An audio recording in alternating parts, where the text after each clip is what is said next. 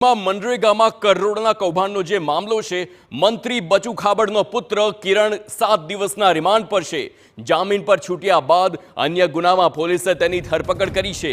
કિરણ ખાબડને દાહોદની કોર્ટમાં લઈ જવાયો હતો અને પોલીસે 14 દિવસના રિમાન્ડની માંગ કરી અને 7 દિવસના રિમાન્ડ કોર્ટે મંજૂર કર્યા છે।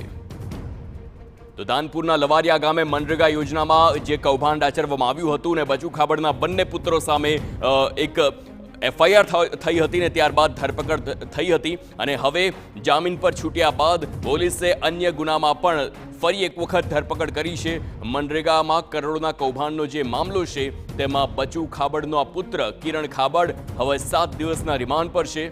અગાઉ તે જામીન પર છૂટ્યા હતા અને ત્યારબાદ અન્ય ગુનામાં પોલીસે કિરણ ખાબડની ફરીથી ધરપકડ કરી છે। તો કિરણ ખાબડને દાહોદની કોર્ટમાં લઈ જવામાં આવ્યો હતો અને 14 દિવસના રિમાન્ડની માંગ કરી હતી, પરંતુ કોર્ટે 7 દિવસના રિમાન્ડ મંજૂર કર્યા એટલે પોલીસે ફરી તેની ધરપકડ કરી। હવે રિમાન્ડ મેળવીને આગળ તપાસ અને પૂછપરછ હાથ ધરવામાં આવશે। તો મનરેગાનું કૌભાંડ અને કૌભાંડમાં મંત્રીના બંને પુત્રોની સંડોવણી હોય અને તેને લઈને ભ્રષ્ટાચાર પણ મોટા પાયે કરોડોનો કર્યો હોય તેવા આક્ષેપ અને તેને લઈને જ્યારે આગળ કાર્યવાહી થઈ તો ધરપકડ કરવામાં આવી। આ ધરપકડ બાદ અનેક તર્ક વિતર્ક અને વિવાદ પણ સર્જાયા હતા અને આ બધાની વચ્ચે જ્યારે જામીન મળ્યા અને ત્યારબાદ હવે અન્ય ગુનામાં પણ ધરપકડ કરવામાં આવી છે। પ્રિતેશ પંચાલ ફોનલાઈન પર જોડાઈ ગયા છે સંવાદદાતા, તેમની સાથે સીધી વાત કરીએ।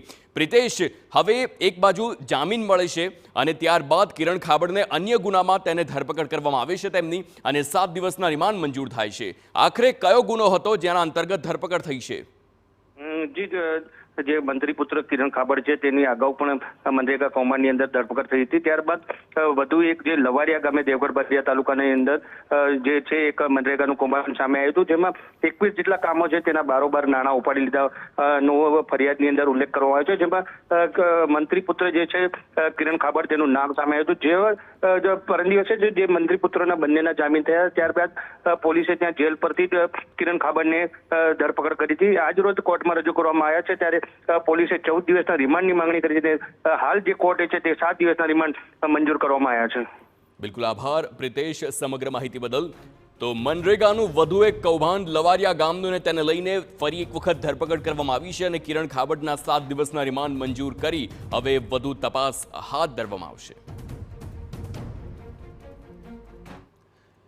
તો વડાપ્રધાન મોદી આજે પટના